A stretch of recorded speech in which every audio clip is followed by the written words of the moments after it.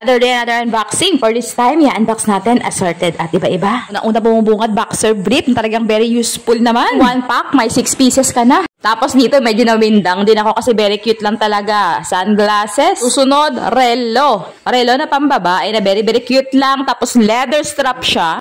And the next one, relo again, stainless steel. Rose gold yung pinakakulay niya. And the one is gel naman. Ako magagamit mo yung gel na yon. At ito, medyo nawindang ako dito sa relo na to. May magandang box na lagayan tapos ang appearance panalo.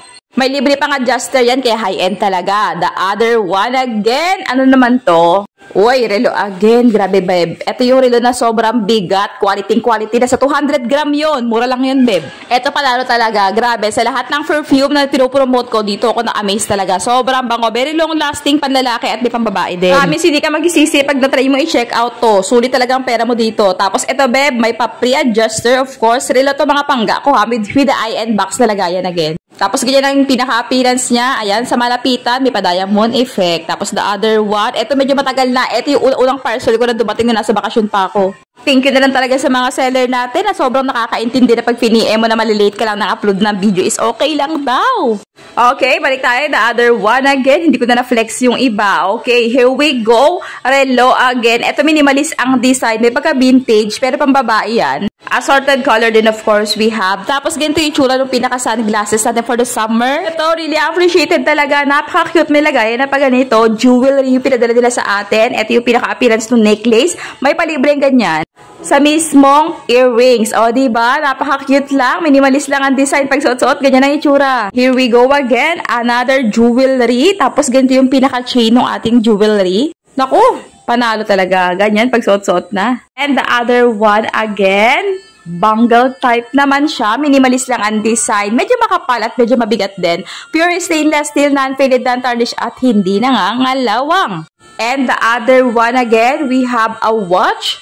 Okay, minimalist ang design. Cute-cute lang pambabae. Medyo makapal ang pinaka-glass at pinaka-strap.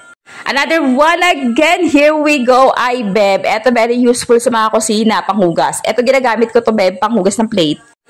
Okay, here we go. Eto, medyo nawindang kami ng konti dahil hindi namin alam ang gagawin namin. But, nung ma-research ko mga pangga ko, naku, very useful. Instead to give the flower or what, yun na lang. Tapos ito necklace, guys. Goods as good. Bracelet, good as good din. Lahat quality. Pure stainless steel, non-faded, non-tarnish at hindi nangangalawang, promise. With the earring, ganyan ang design pag suot-suot. And the other one again, sunblock na very useful ngayong pag-init. SPF 50 kaya panalo. And the other one, sunglasses na talagang napaka-solid nung pinaka-frame niya. Very useful ngayong tag-init, diba? Tapos eto pa, hindi magpapahuli. Nako, pampaputi na mga kaserola, kawali, kaldero sa kusina.